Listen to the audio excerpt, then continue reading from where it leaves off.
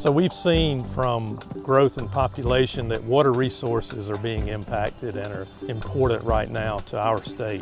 We know that agriculture uses a tremendous amount of water. So we know that we've got to be more efficient when we irrigate. The reason why we got involved in the AgWet project here in Jeff Davis County is because our growers spend a lot of time, money, and energy on water, and irrigating more effectively, efficiently, and more timely is very important to them. So within Extension and college broadly, we have a lot of tools to help our farmers be more efficient when they irrigate.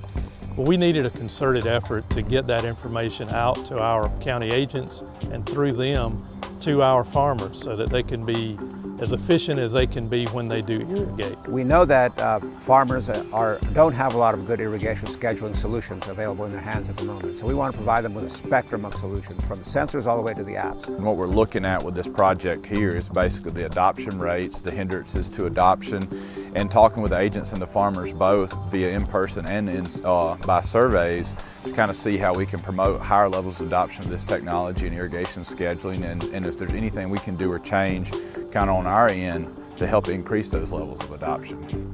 We have a very large faculty base for this team, very multidisciplinary, and we're obviously working with a lot of agents here, and collaborating with them very regularly. And we've also pulled a lot of farmers in on this also to kind of show what we can do when we work across a multidisciplinary team.